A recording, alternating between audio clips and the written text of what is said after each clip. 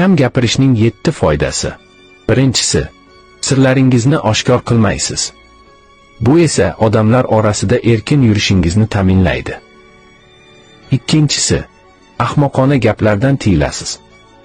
Bu hurmatingiz oshishiga sabab bo'ladi. Uchinchisi, har gapirganingizda odamlar sizni qiziqish bilan tinglashadi.